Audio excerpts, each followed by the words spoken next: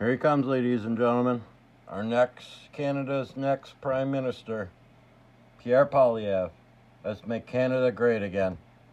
Please like and subscribe, everybody. Support the channel.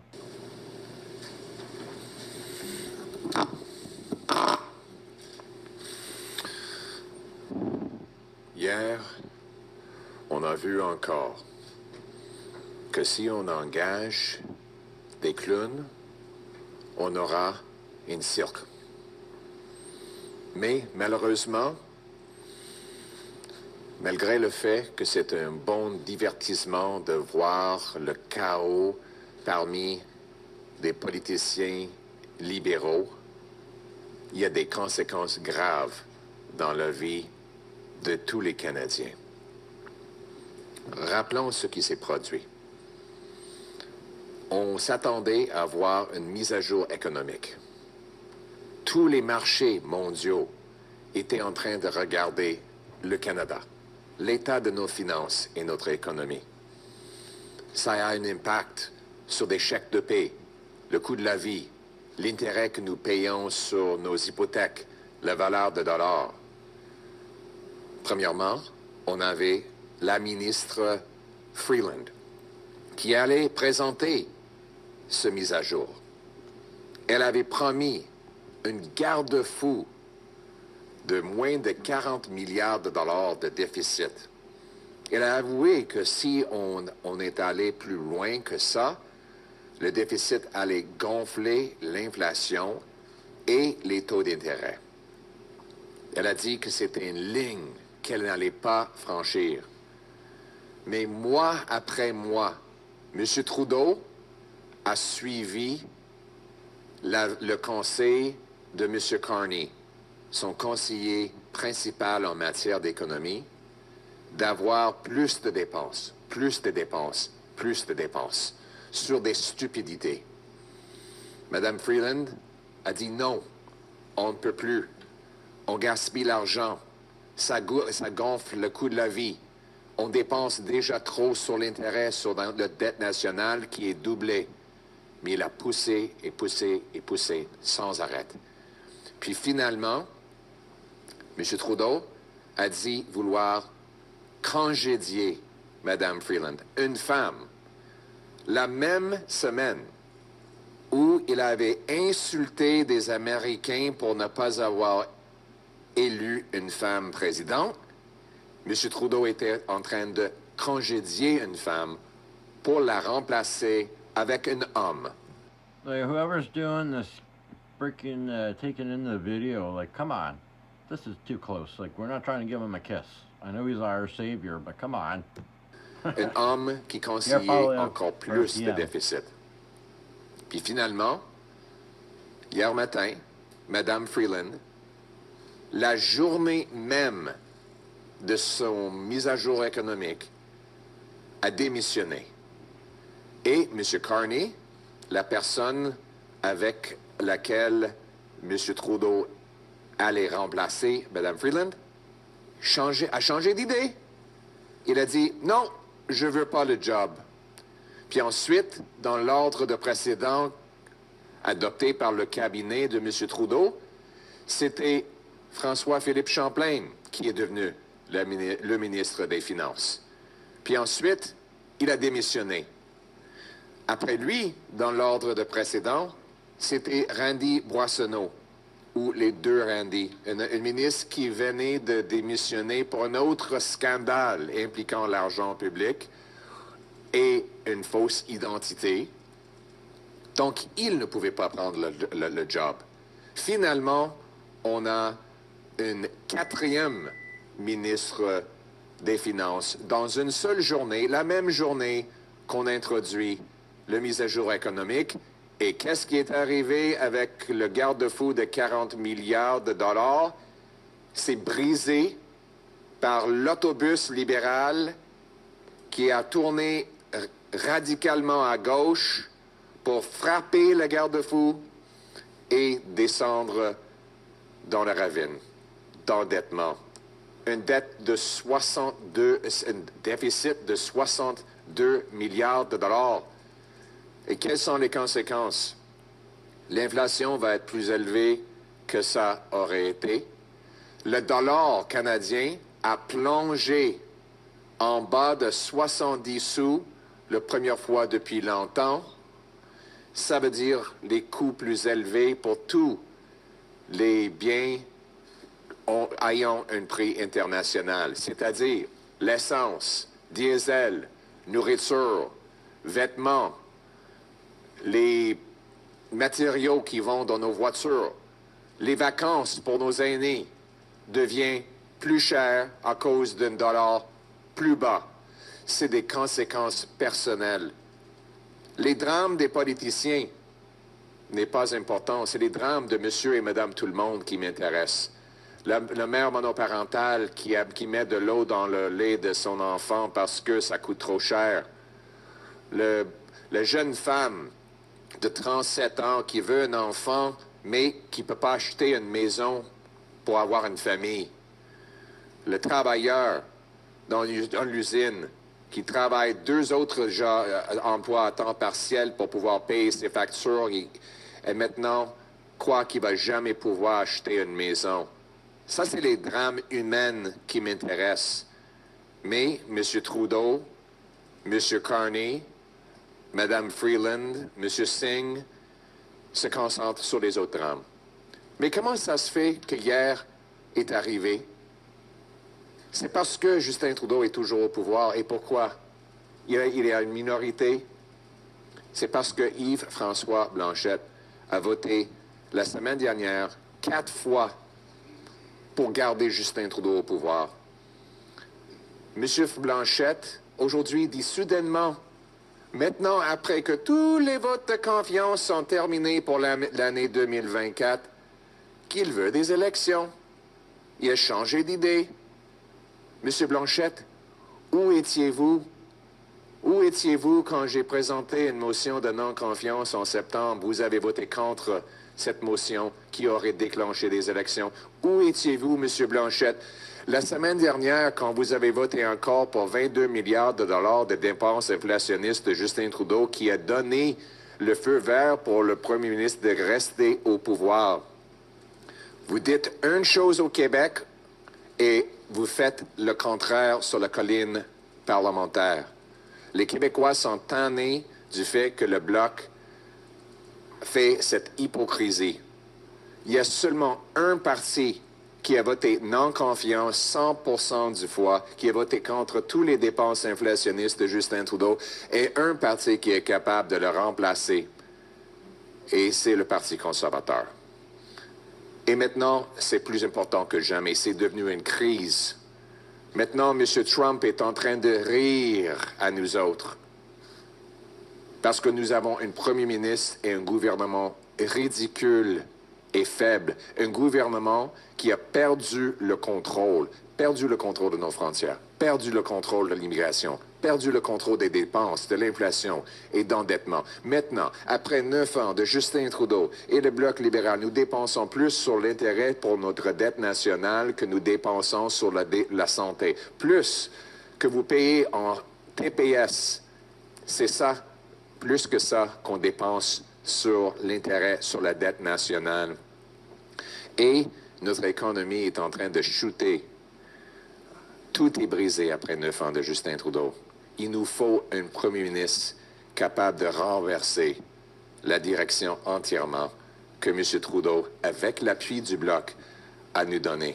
Et c'est pour ça qu'il faut une élection.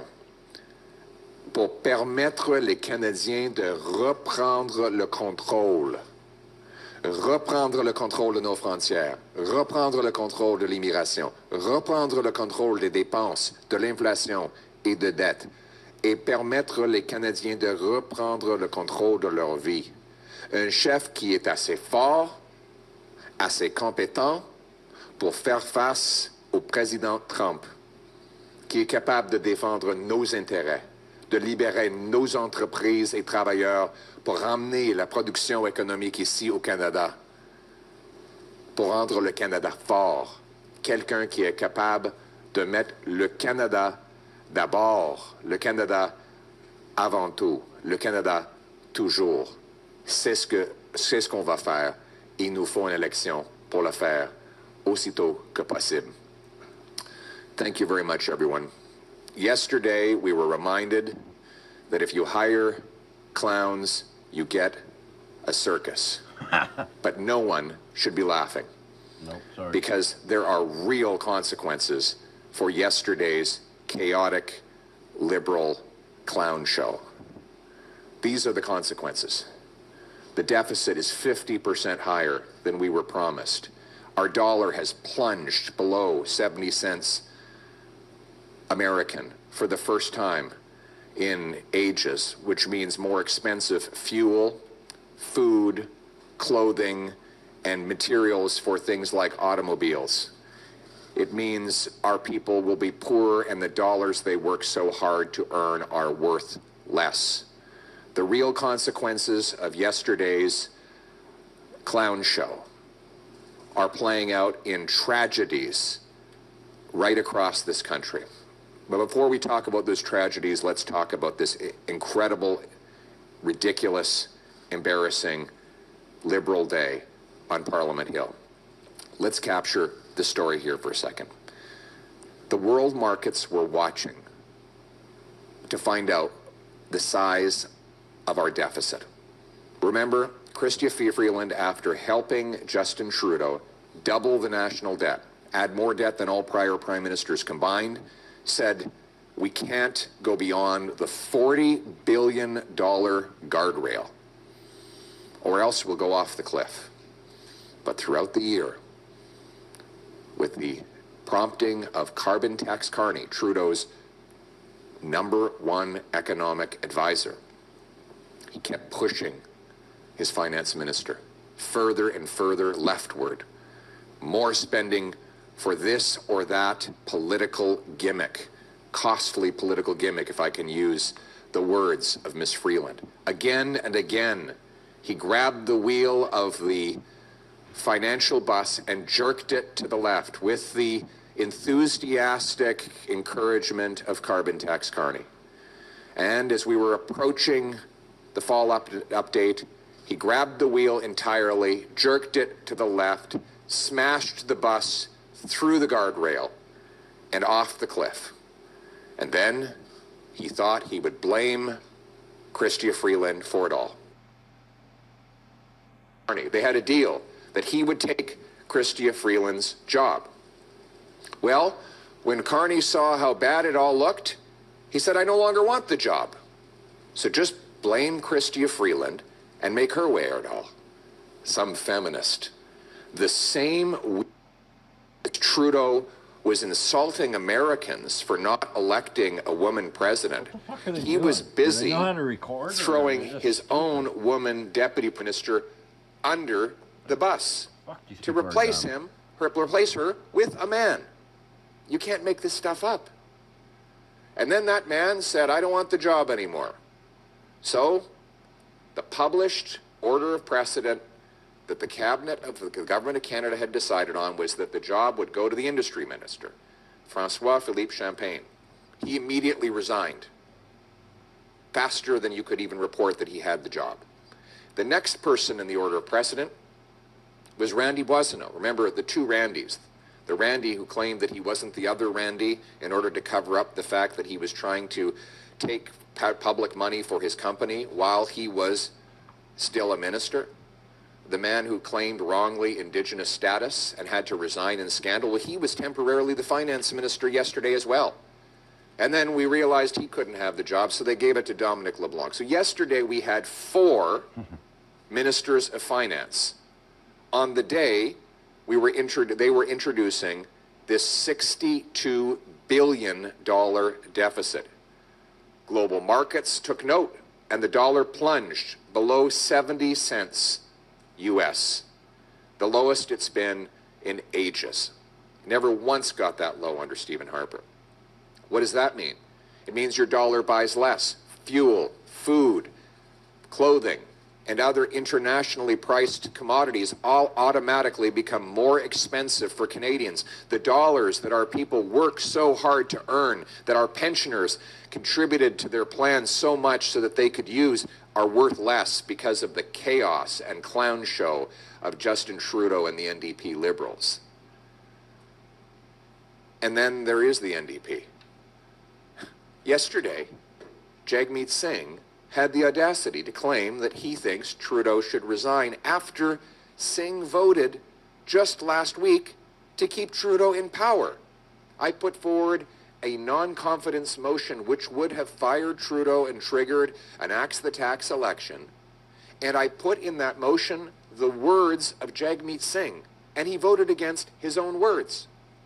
And now that those votes are behind him, he changes his story entirely. And of course, the media gives him an absolutely free ride, not questioning him at all on the obvious contradiction of claiming a man should be fired when you vote in the House of Commons to keep him in the job.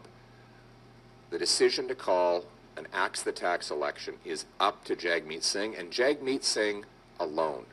He has got to end his hypocrisy and stop selling out the people and put his votes where his words are to trigger an election, to join with me in signaling non-confidence to bring down this government as soon as legally possible, using any means legally possible. And Jagmeet Singh, Justin Trudeau, Chrystia Freeland, Mark Carney, all the days of their lives, the dramas about their jobs, their pensions, their titles, their interpersonal squabbles.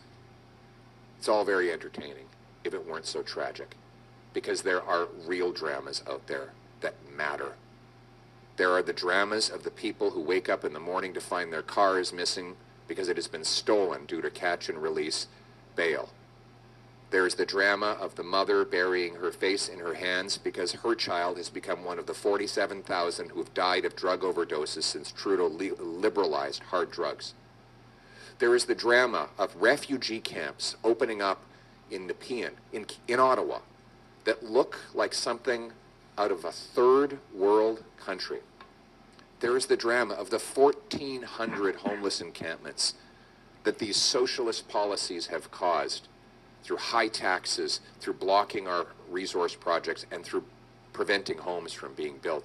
There is the drama of the 39-year-old woman desperate to have kids, but unable to buy a home in which to raise them, her biological clock running out. There is the drama of the worker at the Labatt Brewery who told me that he is ashamed when he talks to his kids because he never sees them due to the 3 jobs he has to work just so that he can pay the rent.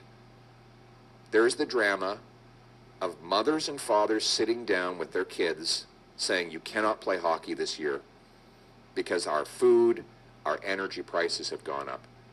And there is the national humiliation of the President of the United States laughing at our weak, pathetic Prime Minister. What an embarrassment to all Canadians. Canadians are good, proud, decent people. We, as a country, were admired in this world before Justin Trudeau and the NDP Liberal government. People came from around the world to call this place home because they knew there was no better place. They were handed a flag when they got a citizenship and told, congratulations, you live in the best place on earth. You've just won the lottery of life. Yeah, you did. There was a promise in this country that anyone from anywhere could do anything, that hard work would get you a powerful paycheck and pension that bought affordable food and homes in safe neighborhoods. That promise is broken, but the good news is we're going to bring home that promise. We need to trigger an axe the tax election as soon as possible so that we can elect a common sense conservative government that will axe the tax, build the homes, fix the budget, and stop the crime.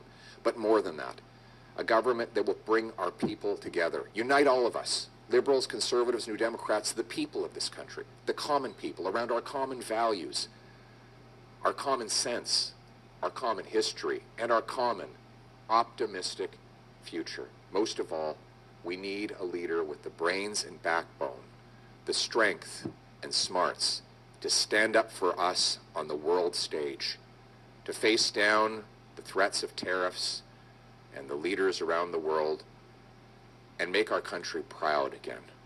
In essence, we need to make Canada strong and free. Canada first, Canada last, Canada always. Let's bring it home. Let's bring it home, Canada. We'll now take questions from the floor. Sorry, I have a little cold. English. Rami Botros, Oxygen Media. Coughing, but Thank you, Mr. not trying to Poilievre, be for too loud being the about it. first and last line of defense for the Canadians after the failure of Trudeau's government to provide proper living for his citizens, as well also Mr. Sigmeet, that he always worked for himself and never accept your call for no confidence vote. January 20th is a scary date for the Canadians because of the tariff that Mr. President Trump will impose on the exports of Canada. So what's your question? What are the most dangerous impact economically and politically on Canada? As we see, there is no clear plan how to face this 25% tariff. Thank you. Look, we sell more than twice as much to the Americans than we sell to the rest of the world combined. The United States is the biggest economic and military superpower the world has ever seen. They happen to be our neighbor and our friends. They have a president with a strong and fresh mandate. And he's someone who is a very powerful negotiator who can spot weakness from a mile away. And what does he see when he looks at Justin Trudeau and the NDP Liberal government? He sees a ridiculous clown show of chaos, and that screams weakness. President Trump has made it clear that he wants our jobs and our money. Justin Trudeau's chaotic clown show will only help him get it. We need a strong leader who will negotiate with backbone and brains, who will slash taxes, bureaucracy, and red tape to unleash free enterprise here in Canada so that our workers and our entrepreneurs can bring home the hundreds of billions of dollars that Trudeau's socialist policies have driven south. We need to rebuild our military, Yeah, we do. reinforce our borders, and negotiate a deal with President Trump that is good for both our peoples, that makes both Canadians and Americans stronger, richer, and more secure. And only the common sense conservatives have the strength and smarts to put Canada first. Thank you. Next question. Hey Pierre, this is Shubi. I'm with Y Media. Thank you. I'm sure you also saw Trump's tweet yesterday regarding Chrystia Freeland, calling her totally toxic and she will not be missed. Could I please get your thoughts on that? She won't be missed. Nobody will miss her. C'est clair que Justin Trudeau est vu comme étant une clown à travers le monde. Et la faiblesse de Justin Trudeau nuit à la réputation de tous les Canadiens. Ça cause des autres chefs mondiaux de l'insulter et indirectement d'insulter tous les Canadiens. Mais il y a des conséquences graves d'avoir un chef aussi faible. On est moins sécuritaire, la vie devient plus coûteuse, les chèques de paie vont diminuer si on garde en place un chef aussi faible que Justin Trudeau, qui a perdu le contrôle de tout.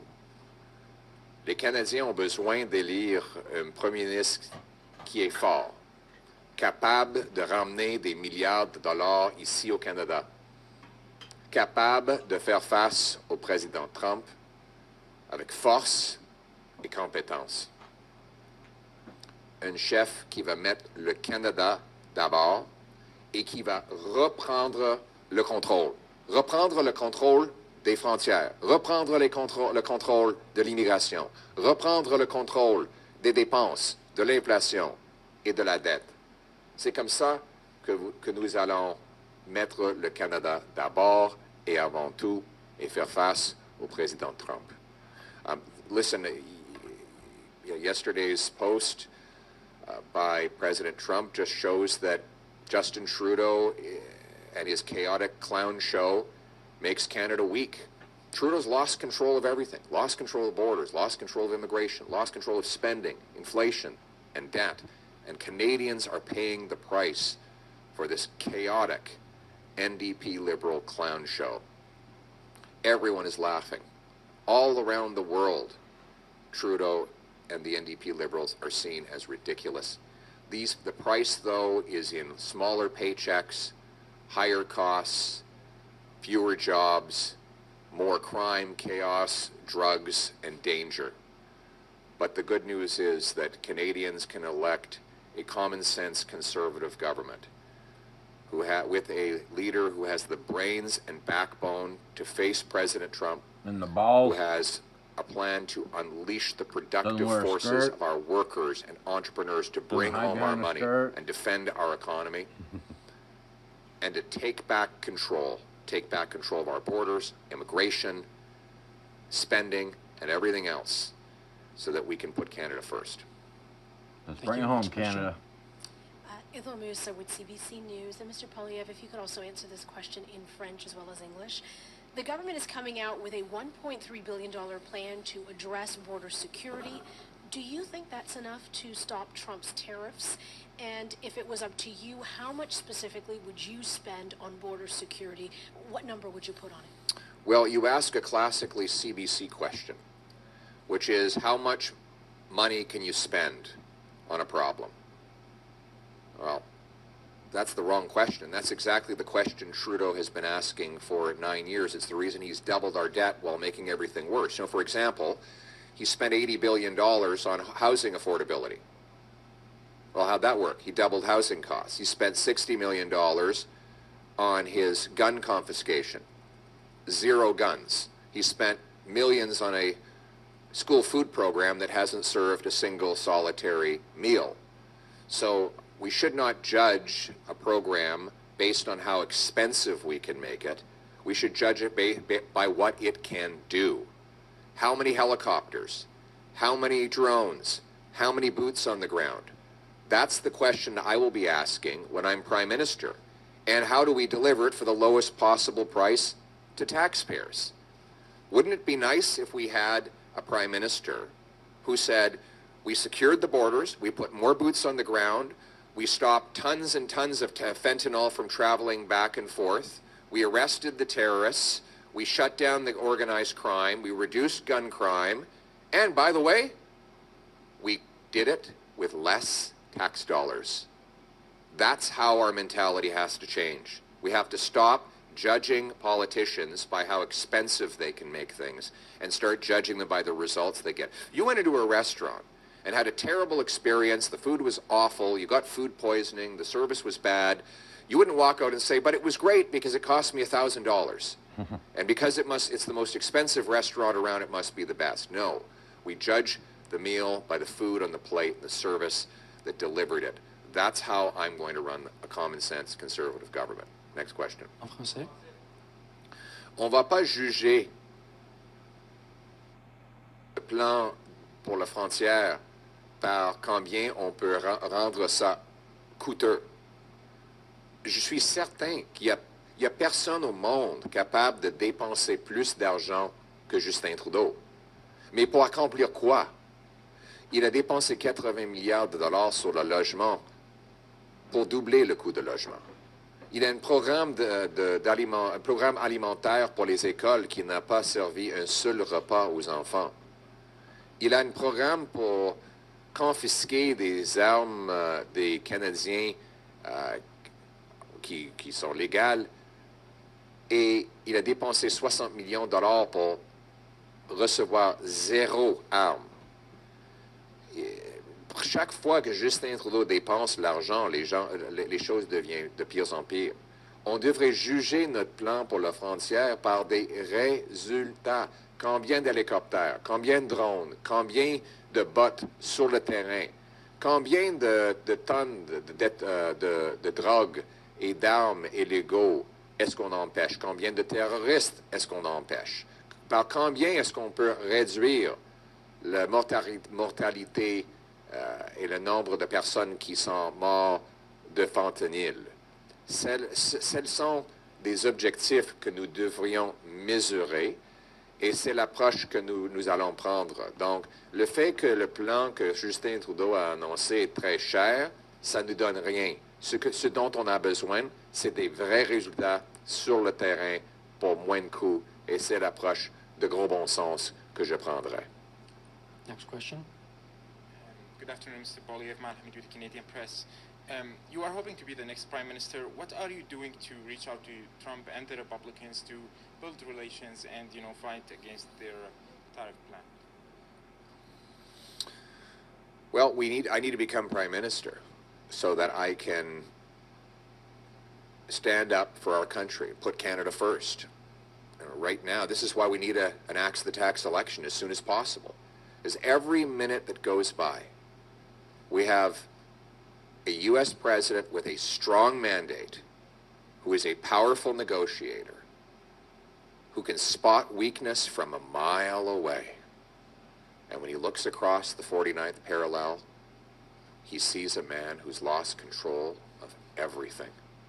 A weakling who's lost control of our borders, lost control of immigration, lost control of spending, debt, inflation, housing costs, crime, drugs, lost control of his caucus, and yesterday lost control of the most senior levels of his own cabinet.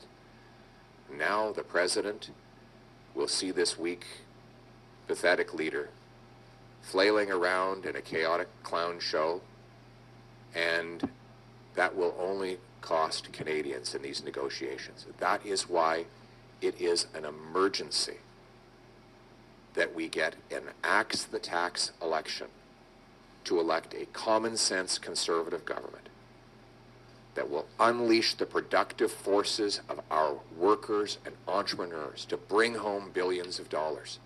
That with a strong, smart leader who has the brains and backbones to face Trump across the negotiating table, with a plan to take back control of our borders, our immigration, our spending, our future. Our country. And that's what common sense conservatives will do when I put Canada first. Next question, and this will be the final question. Is it okay? You want to go first? This will be the final question. On n'a pas eu une question en français. Okay, my name.